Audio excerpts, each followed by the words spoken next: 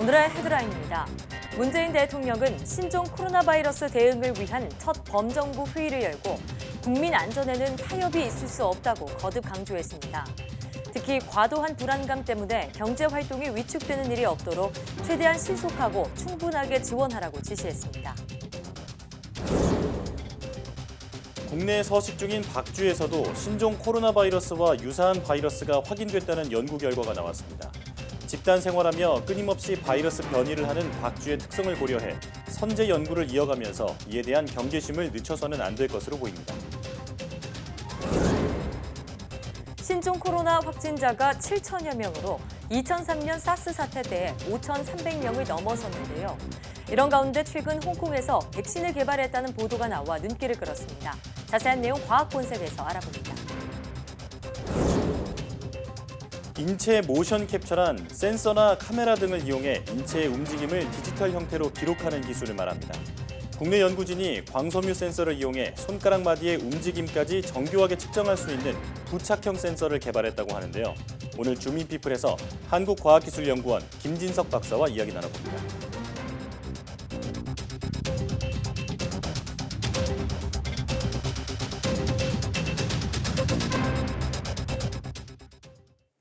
여러분 안녕하십니까? 사이언스 투데이입니다.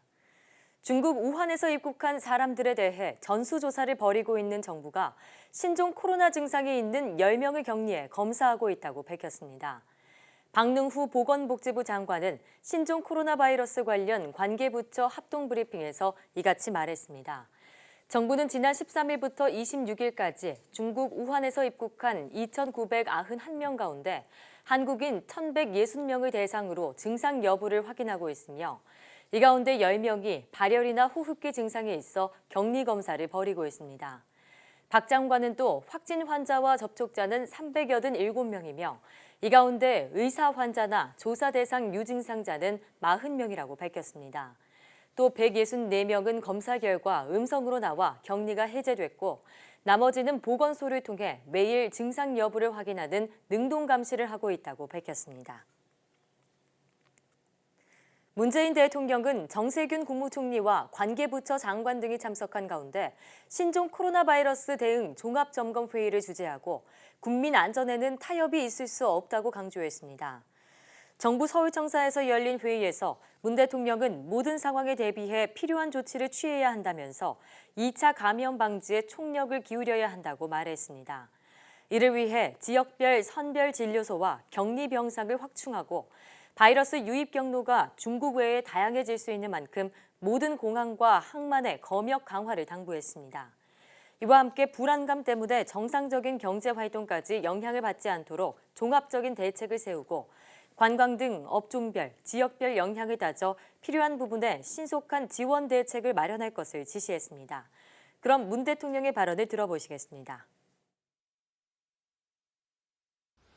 우리 국민이 어디에 있든 국민의 생명과 안전을 지키는 것은 국가의 당연한 책무입니다. 국민 안전에는 타협이 있을 수 없습니다. 모든 상황에 대비해야 하고 필요한 모든 조치를 다 취해야 합니다.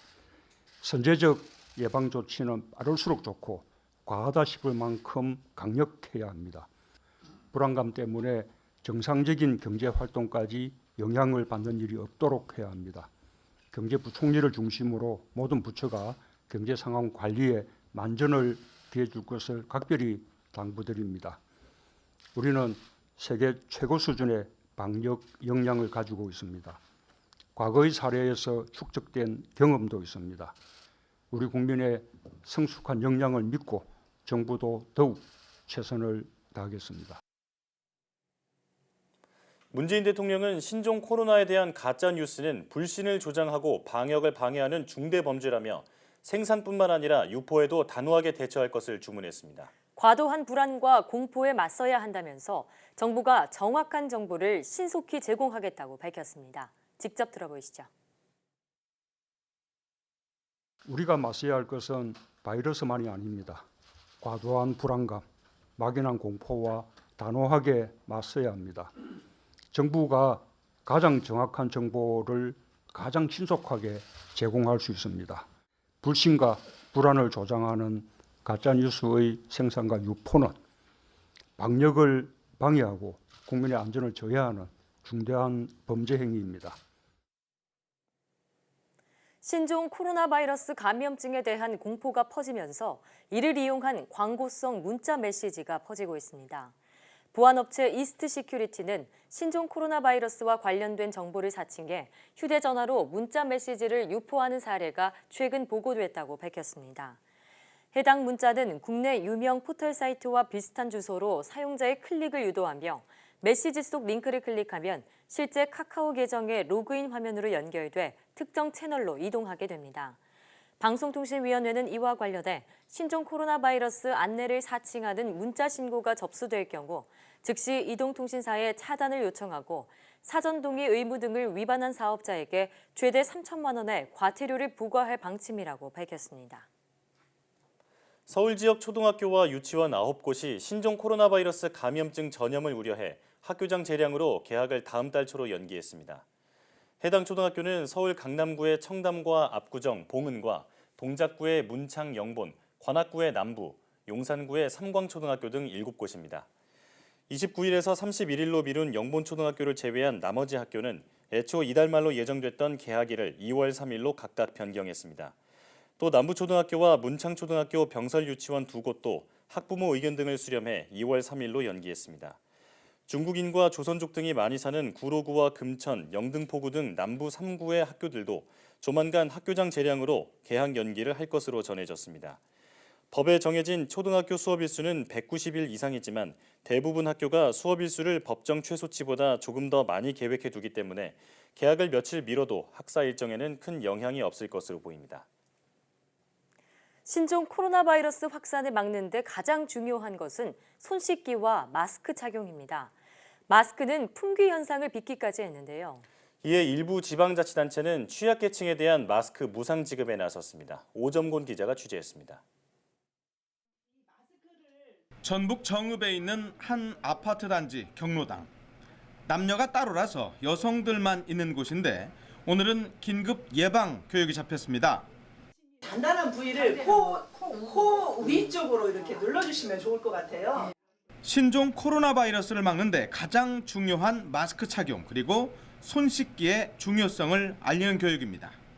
성인을 또 병원에 방문을 하실 때는 이렇게 방문을 하실 때는 마스크를 착용하시면 안심이 되시고 교육을 하면서 마스크는 무상 지급되고 있습니다. 마스크 무상 지급 대상은 어르신들이 있는 경로당과 아이들이 있는 어린이집과 유치원입니다. 혹시라도 모르는 상황이니까 사전에 좀 적극적으로 대응해야 되겠다. 일단은 취약계층, 65세 이상의 노인, 또 장애인, 또 영유아 이런 곳에는 우선적으로 좀 공급하는 것이 또한 기차역과 터미널 등 공공시설에도 마스크를 비치하고 있습니다. 정읍시는 또 시민들을 평상시에 많이 접촉할 수밖에 없는 직업이죠. 택시기사, 버스기사, 이른바 직업적 취약계층에 대한 마스크 지원을 추가로 검토하고 있습니다. 아울러 당초 제기됐던 마스크 무상 지급의 선거법 위반 논란이 정리된 만큼 물량이 확보되는 대로 일반 시민에게도 마스크를 지원할 예정입니다. 전주시와 완주군도 취약계층 마스크 지급에 나섰습니다. 일단은 전체 시민을 대상으로 하지는 못하고 시청이나 공공기관에 마스크를 비치한 뒤에 취약계층을 중심으로 우선 배포하고 있습니다. 신속히 물량을 확보해서 어린이집, 경로당 등 취약계층에 우선적으로 공급을 할 계획입니다. 다만 불안감이 커지면서 마스크 수요가 폭증하고 품귀 현상까지 겹쳐서 마스크 물량을 어느 정도 확보하느냐에 따라서 무상 지원 규모가 정해질 것으로 보입니다. YTN 오점곤입니다. 중국 연구팀이 지난해 3월 사스나 메르스와 같은 새로운 코로나 바이러스가 박쥐에서 출현할 가능성이 크다는 연구 결과를 발표한 것으로 확인됐습니다. 중국 과학원 산하 우한 바이러스 연구소 연구팀은 이런 내용을 담은 논문을 지난해 발표하고 초기 경고 신호를 탐지하기 위해 박쥐 코로나 바이러스에 대한 조사가 시급하다고 지적했습니다. 연구팀은 박쥐가 비행 기능이 있는 유일한 포유류로 이동 범위가 넓고 사람에게 유출돼 질병을 일으킬 수 있는 코로나 바이러스를 다수 가지고 있어 감염병의 숙주가 될 수 있다고 분석했습니다. 또 논문을 통해 박쥐를 숙주로 한 새로운 코로나 바이러스가 출현해 새로운 감염병을 일으킬 가능성이 크며 중국이 진원지가 될 수 있다고 전망했습니다. 중국 우한에서 발생한 신종 코로나 바이러스도 사스와 메르스처럼 박쥐에서 시작된 것으로 보인다는 분석이 나왔죠. 국내에 서식 중인 박쥐에서도 신종 코로나 바이러스와 유사한 바이러스가 확인됐다는 연구 결과가 나왔습니다. 이혜리 기자의 보도입니다. 박쥐는 100여 종에 달하는 바이러스를 지니고 있는 대표적인 자연 숙주 동물입니다. 2015년 메르스 사태 이후 국내에서도 박쥐에 대한 경계심이 커지면서 이에 대한 분석이 활발해지기 시작했습니다. 4년이 넘는 기간 동안 국내에 서식 중인 박쥐 분변 550개를 분석한 결과 50종에 달하는 코로나 바이러스가 발견됐습니다. 이 중에는 이번에 문제가 된 신종 코로나 바이러스와 유전자 염기 서열이 67% 정도 유사한 바이러스도 포함됐습니다. 이번에 우한 신종 코로나 바이러스하고 지금 국내에 있는 박쥐 바이러스하고 염기 서열 상동성이라고 하잖아요. 네. 이것도 사실은 약 67%에서 67.2% 정도. 사스나 메르스하고 상당히 유사도가 높은 바이러스가 국내에도 존재하고 있어서 심지어 국내 박쥐에서 검출되는 코로나 바이러스 비율이 최근 들어 늘고 있다는 게 연구팀의 설명입니다. 다만 국내 박쥐들은 동남아 등에 서식하면서 과일을 주식으로 하는 박쥐와 달리 곤충을 먹고 살기 때문에 중간 숙주 역할을 하는 다른 동물들과 접촉할 확률이 상대적으로 낮습니다. 하지만 박쥐가 여러 바이러스와 공생하는 수준으로 진화했다는 점, 또 수백 마리씩 집단 생활을 하며 집단 내부에서 끊임없이 바이러스 변이를 일으킨다는 박쥐 특유의 특성을 고려하면 국내 서식하는 박쥐에 대한 선제 연구를 이어가면서 이에 대한 경계심을 늦추어서는 안 될 것으로 보입니다. YTN 사이언스 이혜리입니다.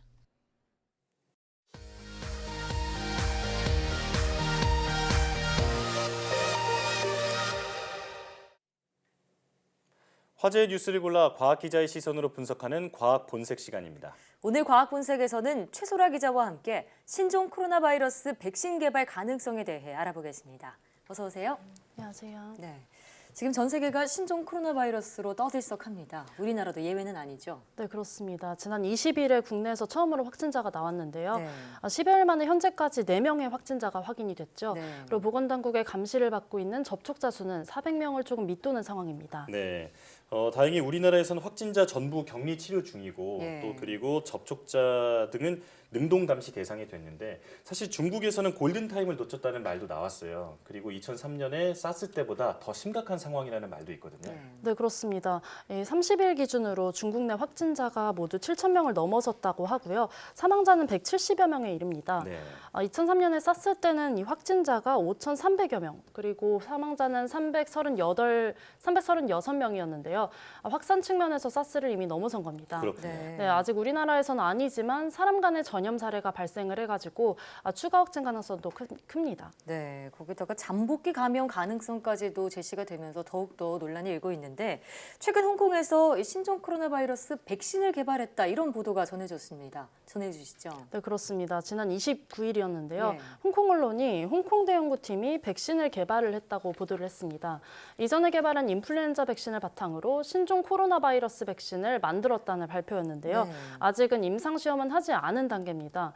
원래 이 백신을 개발하면요. 먼저 동물 실험을 하고 그 단계가 통과가 되면은 사람을 대상으로 보통 3단계에 걸쳐서 임상시험을 하거든요. 네. 그런데 홍콩대가 개발한 이 백신이 이 모든 과정을 기적적으로 통과를 한다고 해도 여기 드는 시간은 수년이 걸릴 수밖에 없습니다. 네. 이 해당 보도에서도 임상시험이 끝나려면 1년 혹은 또 그 이상이 더 필요할 것이라고 정했습니다. 네. 일각에선 이번 감염증 사태가 4, 5월쯤에 절정을 맞이할 것이다 라는 최악의 시나리오가 있는데 네. 필요할 때 쓸 수가 없으니 정말 답답하기만 합니다. 다른 나라의 백신 연구 현황은 어떤가요? 네, 다른 나라 최근 중국과 호주에서도 바이러스를 실험실에서 배양하는 데 성공했다는 발표를 했습니다. 네. 백신 개발에 이전에 바이러스 실체를 규명하는 첫 과정에 성공한 거라고 볼 수가 있는데요.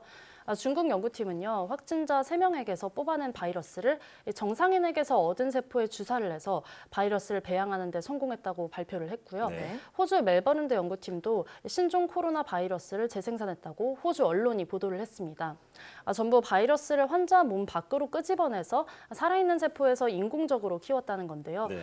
바이러스의 생물학적 특성을 밝히거나 또 동물 실험 혹은 추가적인 실험을 할 수 있는 상태에 조금 더 가까워졌다는 겁니다. 그렇군요. 우리나라도 질병관리본부가 최초 확진자를 통해서 바이러스 배양 검사를 진행하고 있다고 밝혔습니다. 네, 물론 이 바이러스 배양이라는 게 좀 초기 단계이기는 하지만 그래도 백신을 개발하기 위한 과정이라는 점에서 많은 나라가 노력을 하고 있는데 정말 많은 분들이 이 백신 개발에 희망을 걸고 있습니다. 혹시 좀 긍정적인 소식이 들려올까요? 일단은 백신을 개발하는 기본 원리를 간단히 설명을 드리겠습니다.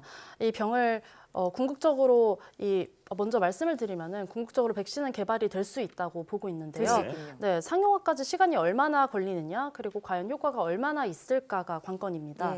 2003년에 창궐한 사스 바이러스나 2015년 메르스 바이러스도 아직 백신이 개발이 안 된 상태거든요. 네, 현재 세계적으로 노력이 활발하기 때문에 너무 절망적으로 볼 수는 없겠지만요. 이런 보도만 보고 곧 백신이 나온다고 희망을 품기에는 좀 이르다고 봅니다. 네. 사스나 메르스는 한참 전의 일이기 때문에 지금쯤이면 당연히 백신이 개발이 됐을 거라고 생각이 들었는데 아직도 안 됐군요. 사스, 메르스 그리고 이번에 신종 코로나 바이러스까지 이렇게 바이러스 백신에 대한 수요가 많이 있는데 백신 개발이 어려운 이유는 뭔가요? 네, 먼저 백신을 개발하는 기본 원리를 간단하게 설명을 드리면요. 병을 일으키는 바이러스 구조를 봐야 합니다. 이 바이러스 표면에는요, 여러 종류의 표면 항원이 솟아 있는데요. 과학자들은 죽은 바이러스 혹은 이 표면 항원을 이용해서 사람 몸에 백신을 만들고요. 사람 몸에 넣어주게 됩니다. 그러면 우리 몸은 이거를 인식을 하고 항체를 마구 만들어내게 되는데요. 몸이 이제 백신 바이러스에 싸울 준비가 됐다는 의미입니다. 이렇게 항체가 형성이 되고 나면은 몸에 계속 남아 있을 수 있는데요. 다음번에 진짜 바이러스가 들어오더라도 몸이 바로 반응을 해서 항체가 바이러스를 공격하는 겁니다. 그렇군요. 간염 백신을 예로 들면요. 간염 백신의 경우 이 백신 성분이 껍질에 있는 특이한 단백질을 실험실에서 만든 겁니다. 네, 그러니까 백신 만든 원리를 설명해 주셨는데 그 바이러스에 사람이 좀 면역력을 가질 수 있도록 바이러스 일부를 몸에 넣어준다 이런 원리잖아요. 생각보다 간단하게 들리기도 해요. 네, 그런데 실제로는 더 복잡하다고 하는데요.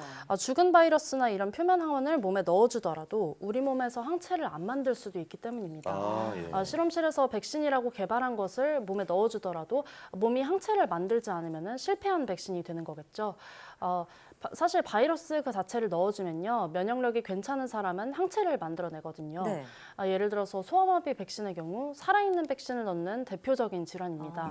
그런데 이 신종 코로나 바이러스는요. 사망 위험까지 있잖아요. 그래서 바이러스 자체를 넣어줬다가는 아주 위험해질 수 있습니다.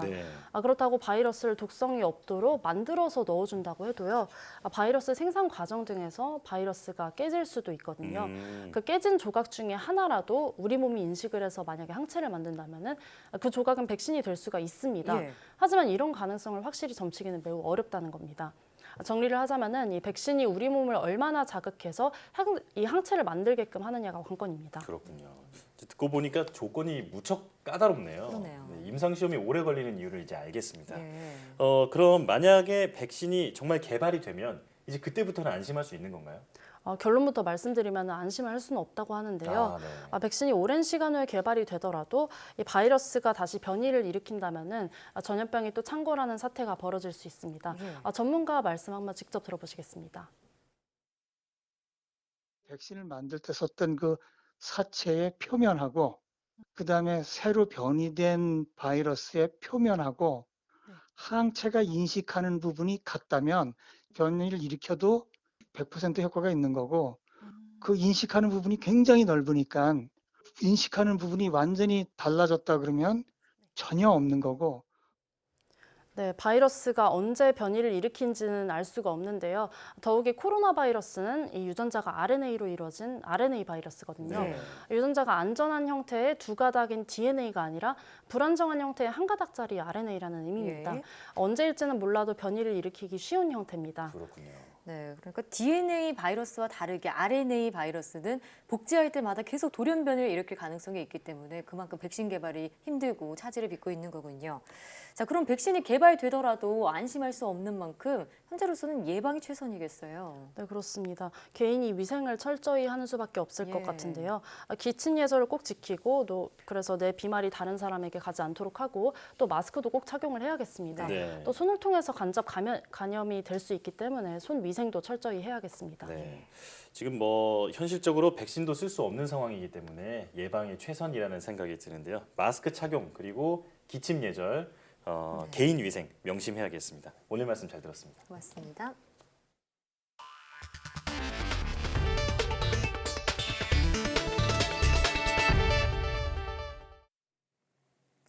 앞으로는 부가가치를 높이기 위해 모든 분야에서 AI, 인공지능 융합이 필수 요건이 될 것으로 보입니다. 광주광역시에서는 올해부터 인공지능 집적화단지 조성 사업이 본격화하는데요. 인공지능 중심도시 광주로 도약하기 위한 비전 선포식과 포럼이 잇따라 열렸습니다. 김범환 기자입니다. 지난해 미국 국립보건원은 우리나라에 140억 원을 투자해 빅데이터를 기반으로 치매 발병 원인을 밝히고 조기 예측 기술을 개발하기로 했습니다. 지난 8년 동안 조선대학교 치매국책연구단이 노인 4천여 명의 전장 유전체 정보를 확보하고 동양인이 치매에 약한 유전자도 찾아냈기 때문입니다. 그 확보한 데이터를 기반으로 향후 인공지능 기술 개발을 위해서 저희들이 이제 광주에 이제 국가 치매 DB 센터를 유치하는 것을 최우선 목표로 하고 있습니다. 이런 헬스케어와 에너지, 자동차 그리고 문화 콘텐츠 산업이 광주에서 인공지능과 융합합니다. 지난해 4천억 원 규모의 광주 인공지능 집적화단지 조성 사업이 예비 타당성 조사, 면제 대상이 된 덕분입니다. AI 집적화단지 터가 개발 제한 구역에서 풀려 순풍의 돛도 달게 됐습니다. 올해 1,000억 원을 시작으로 앞으로 10년 동안 인공지능 분야에 모두 1조 원이 투자됩니다. 우리 광주가 정치 1번지를 벗어나서 경제 1번지로 떠나는 광주에서 돌아오는 광주로 자리매김하는 변곡점이 될 것입니다. 특히 의향 광주를 넘어 인공지능 광주 시대를 여는 원년이 될 것입니다. AI 비즈니스 생태계와 인재 양성 등 4대 핵심 산업 20개 과제를 통해 1,000개의 창업과 일자리 7,000개 그리고 인재 5천여 명 양성이 추진됩니다. 과기정통부와 광주광역시는 서로의 지혜를 모으고 적극적으로 소통하여 인공지능 1등 국가 대한민국 실현이라는 공동의 목표를 향해 나아갈 것입니다. 광주광역시가 예산 규모가 큰 사회 간접 자본을 마다하고 차별화 전략으로 선택한 AI 집적화 단지. 인공지능 중심 도시 조성 사업은 광주의 미래 성장 동력과 먹거리가 될 것으로 기대되고 있습니다. YTN 김범환입니다.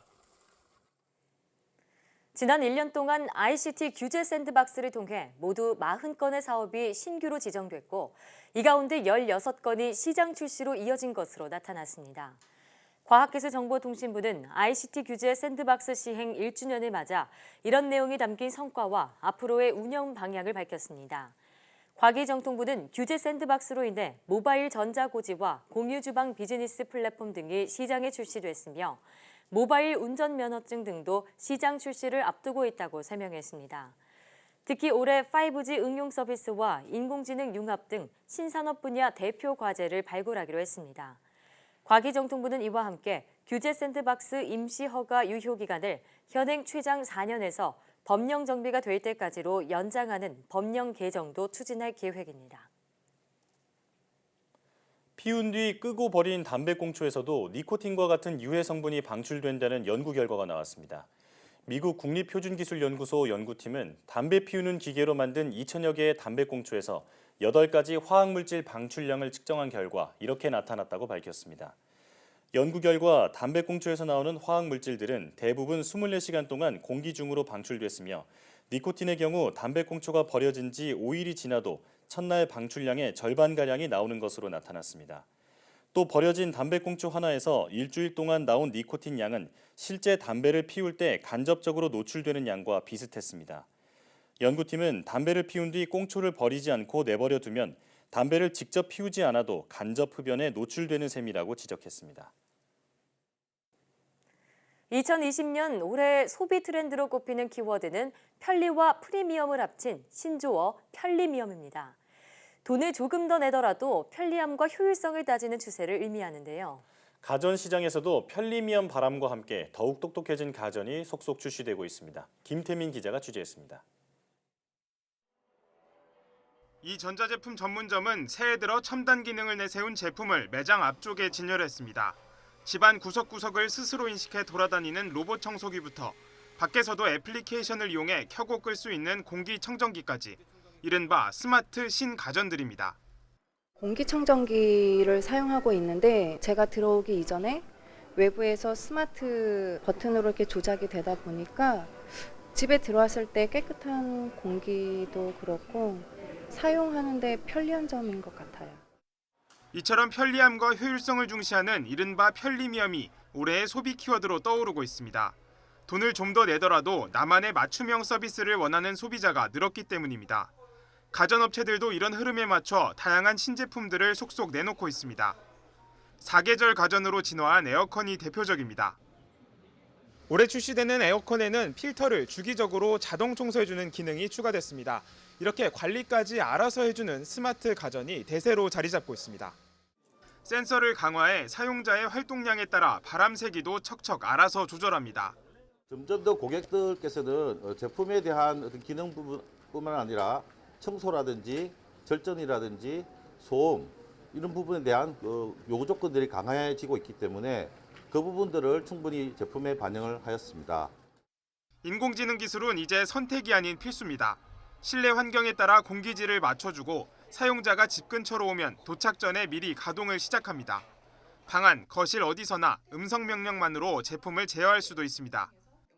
사계절 필수 가전으로 자리매김한 무풍 에어컨과 무풍 큐브 공기청정기로 올 한 해도 소비자들의 주거 환경을 더욱 쾌적하게 만들도록 하겠습니다. 제품 본연의 기능을 넘어 새롭고 편리한 가치를 부각한 가전업계의 경쟁이 새해 벽두부터 치열하게 펼쳐지고 있습니다. YTN 김태민입니다.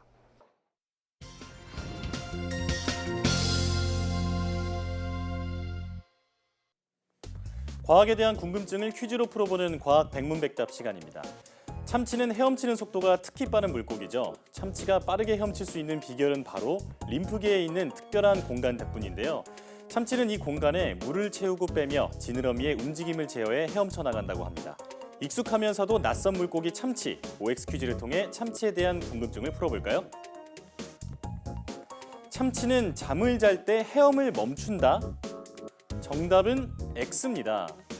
물고기는 물을 입으로 넣어 아가미 구멍으로 내보냅니다. 물이 아가미 구멍으로 나가는 과정에서 세엽이라는 기관을 통과하게 되는데요. 그때 물속에 녹아있던 산소가 혈액으로 들어오는 겁니다. 하지만 참치는 아가미 근육이 발달해 있지 않아서 숨을 쉬기 위해서는 끊임없이 헤엄쳐 입속에 물을 담아줘야 합니다. 그래서 참치는 평생 쉬지 않고 헤엄친다고 하네요. 참치의 수은 함유량이 많은 이유는 심해어류이기 때문이다. 정답은 O입니다. 심해어류는 다른 어류보다 수은에 더 많이 중독돼 있습니다. 심해에는 햇빛이 닿지 않아서 메틸수은이 분해되지 못하기 때문인데요. 바다 수심이 깊어질수록 해수의 수은 농도가 높아지기 때문에 심해에 사는 물고기는 수은에 많이 노출될 수밖에 없습니다. 만약 수은을 과다 섭취할 경우 중추신경계나 신장, 간, 면역계통에 장애를 일으킬 수 있으니 주의가 필요합니다. 지금까지 과학 백문백답이었습니다.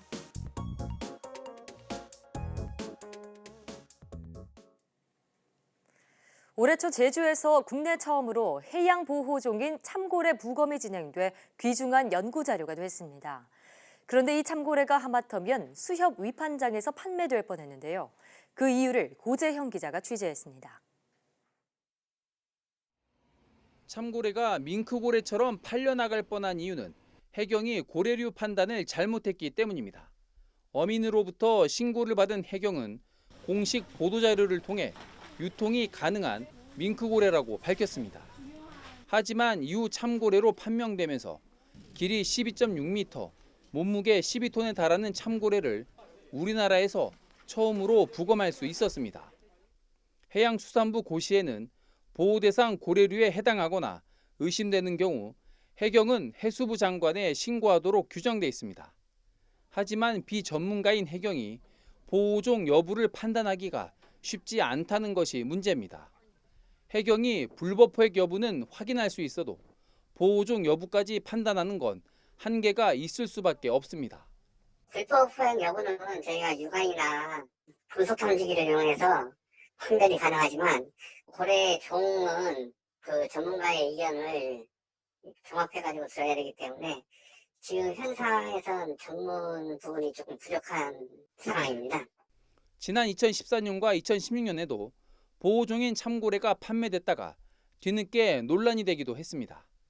전문가들은 문제 해결을 위해 전문가 네트워크 구성이 좋은 방안이라고 제시합니다. 판단을 지금처럼 이렇게 그냥 해경에 맡겨놓는 것보다는 이제 다른 전문가들로 구성된 이 네트워크 시스템을, 그러니까 모든 초기 대응을 함께 할 수 있는 그런 네트워크가 이 바다 전체에 이제 구역별로 나눠서 뭐 이렇게 만들어져야 된다, 뭐 이렇게 생각을 하고 있습니다. 또 전문가 네트워크가 구성되면 불법 포획 여부에 집중하는 지금보다 고래 보호와 연구에 큰 도움이 될 것으로 보고 있습니다. 참고래 같은 보호종이 밍크고래로 오인돼 판매되는 것을 막고 고래 보호와 고래 연구를 위해 전문가가 처음부터 해경과 함께 참여하는 제도를 마련하는 것이 시급합니다. YTN 고재영입니다.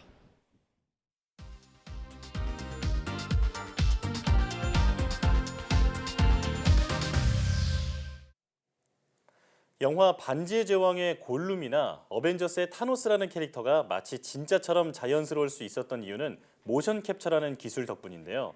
국내 연구진이 광섬유 센서를 이용해 세계적인 모션 캡처 기술을 개발했습니다. 네, 오늘 주민피플에서는 한국과학기술연구원 바이오닉스 연구단 김진석 박사와 함께 이야기 나눠보겠습니다. 박사님 어서 오세요. 네, 안녕하십니까. 네, 반갑습니다. 자, 모션 캡처, 그러니까 움직임을 잡아낸다 이런 의미인 것 같은데 사실 좀 생소한 용어이지만 우리가 좋아하는 영화나 애니메이션, 게임 등에서는 이미 넓게 쓰이고 있다고 들었습니다. 모션 캡처 기술은 어떤 건가요? 네, 모션 캡처는 인체 모션 캡처를 센서나 카메라 등을 이용하여 움직임을 디지털 형태로 기록하는 작업을 통칭하는 기술입니다. 네. 초기에 모션 캡처는 애니메이션 산업에서 2차원 캐릭터를 생성하기 위해 많이 활용됐지만 모션 캡처 기술의 개발과 컴퓨터 하드웨어가 발전하게 되면서 3D 인체 모션 캡처 기술이 만들어졌습니다. 그렇군요. 그동안 주로 영화에서 등장인물을 표현하는 데 이용됐는데요. 대표적으로 반지의 제왕의 골룸, 네. 아바타의 나비족 등이 모션 캡처를 이용한 컴퓨터 그래픽으로 만들어진 캐릭터입니다. 네. 최근에는 가상현실에 관한 관심이 높아지면서 보편적으로 이용할 수 있는 모션 캡처 기술 개발의 필요성이 높아지고 있습니다.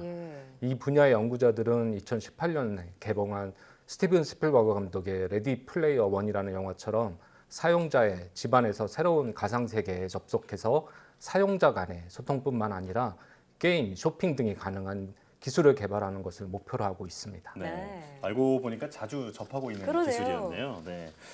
모션 캡처 기술이 무엇인지 들어봤는데 박사님께서 세계 선진 수준의 3D 인체 모션 캡처 기술을 개발하셨다고 들었습니다. 어떤 기술인지 소개해 주시죠. 네, 기존의 모션 캡처 기술은 카메라를 이용하는 방식과 부착형 센서를 이용하는 방식으로 두 가지로 나눌 수 있습니다. 네. 카메라를 이용하면 직관적으로 인체의 움직임을 관측하고 측정하기 때문에 정확도가 높습니다. 하지만 카메라 시야 내에 제한된 공간과 사용자와 카메라 사이에 장애물이 있으면 음영이 발생하는 기술적인 단점이 있습니다. 또 준비 시간이 오래 걸리고 비싸다는 단점도 있고요. 이러한 문제점을 해결하기 위해서 부착형 센서 개발이 이루어진 건데요. 가장 보편적인 부착형 센서 기술은 Inertial Measurement Unit이라는 IMU 센서를 이용하는 기술인데 쉽게 말하자면 관성 측정 장치로서 말 그대로 관성의 변화를 기록하는 장치입니다. IMU 센서는 작고 가벼워서 휴대용으로 사용할 수 있다는 장점이 있습니다. 하지만 주변 전자기장에 의해 측정 오차가 발생하며 오차 누적 현상으로 인해 정확도가 낮아진다는 단점이 있습니다. 그렇군요. 그래서 저희 연구실에서는 지금까지 말씀드린 이런 문제점을 해결할 수 있게 FBG 강섬유 센서를 이용해 모션을 측정하는 기술을 개발했습니다. 예. 자, 그러니까 기존에는 모션 캡처를 할 때 카메라나 부착형 센서를 활용하는데 이런 기술들의 좀 한계를 느껴서 FBG 광섬유 센서를 개발했다고 하셨습니다. 이게 좀 용어가 생소하지 않아서 어렵게 들리는데 쉽게 설명해 주신다면요. 네, 쉽게 말하면 FBG 광섬유 센서는 얇고 긴 광케이블 센서인데요. 네. 광섬유의 특정 부위에서 구부러짐이나 움직임을 측정할 수 있는 기술로 이미 건물이나 항공기 날개, 철도의 변형을 측정하거나 온도 측정과 같은 곳에 오랫동안 활용되어 온 기술입니다. 그렇군요. FBG 광섬유 센서를 활용한 모션 캡처 기술은 손에 얇은 선을 붙이는 거라고 보시면 됩니다. 네. 주먹을 쥐면 선이 주먹을 따라 굽고 아주 작은 변화도 잡아낼 수 있기 때문에 정밀한 센서 역할을 할 수 있을 거라 생각했고요. 네. 원자 재료만 놓고 보면 비용도 아주 저렴하고 탄력성이나 보온력도 훌륭해서 활용도가 높다고 생각해 연구를 계속했습니다. 예. 초기 FBG 광섬유 센서는 가볍고 가늘기 때문에 의료기기 등의 사용이 가능할 것으로 기대를 얻었지만 고곡률 측정의 한계에 의해 실제 응용에 제한이 있었습니다. 하지만 저희가 세계 최초로 개발한 광섬유 기반 모션 캡처 센서는 고곡률 측정이 가능하고 가볍고 얇고 유연한 특성에 의해 인체에 부착이 쉽고 주변 전자기장에 신호 영향을 받지 않는다는 장점이 있습니다. 그렇군요. 네. 한마디로 말해서 모든 면에서 발전된 기술이라고 볼 수 있을 것 같은데 당연히 개발하는 과정이 쉽진 않았을 것 같습니다. 인체의 관절은 어깨나 팔꿈치, 무릎처럼 큰 관절도 있지만 작은 관절도 있어서 작은 크기의 움직임을 측정할 수 있는 기술 개발이 필요했습니다. 특히 손가락의 경우에는 주먹을 쥘 때 크게 구부러지는데요. 저희 연구진이 개발한 고곡률 측정 센서를 부착하여 해결할 수 있었습니다.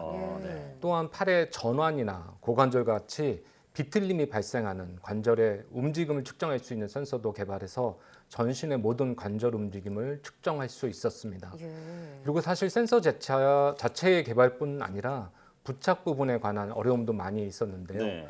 손은 작은 관절로 구성되어 있고 엄지손가락의 경우에는 360도로 다자유도의 움직임이 발생하기 때문에 인체공학적으로 적합한 부착 방법에 대해 여러 번의 개선을 통해 구현할 수 있었습니다. 그렇군요. 이렇게 전신 관절의 움직임 특성을 분석하고 이에 적합한 센서를 부착함으로써 FBG 광섬유 센서로 모션 캡처를 할 수 있는 기반을 개발하였습니다. 네. 그러니까 기존 기술보다 훨씬 정밀하게 움직임을 잡아낼 수 있는 기술을 개발하신 건데 상용화 계획 짧게 듣고 싶은데요.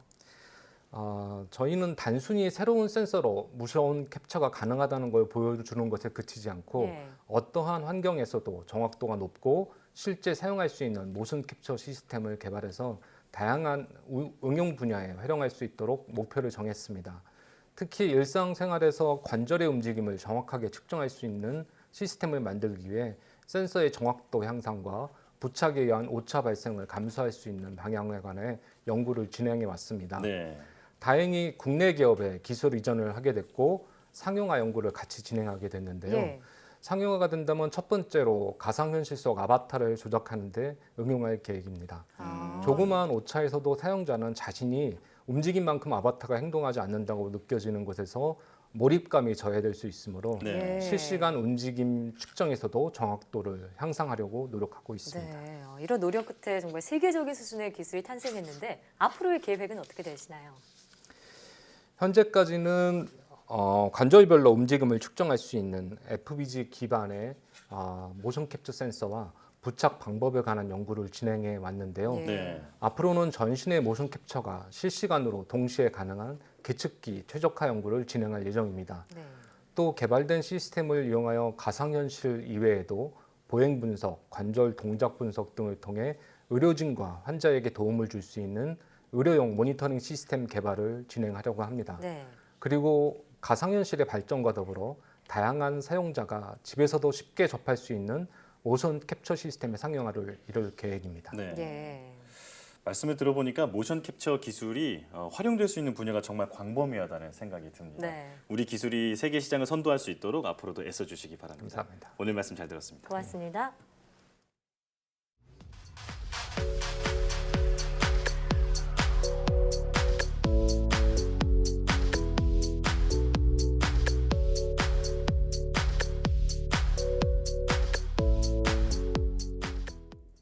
마스크를 보면 KF94와 같은 표시가 있죠. 여기서 KF는 코리아 필터를 의미하고 뒤에 숫자는 미세먼지 차단율을 나타냅니다. 그런데 차단율이 높다고 해서 다 좋은 건 아닙니다. 높을수록 숨쉬기가 불편해서 자주 벗게 되기 때문입니다. 요즘 신종 코로나 바이러스 감염을 막기 위해 마스크를 많이 착용하시는데요. 침방울을 막아주는 KF80 정도의 마스크로도 예방이 가능하다고 하니까 참고하시면 좋겠습니다. 네, 사이언스 투데이 오늘 저희가 준비한 소식은 여기까지입니다. 함께해 주신 여러분 고맙습니다.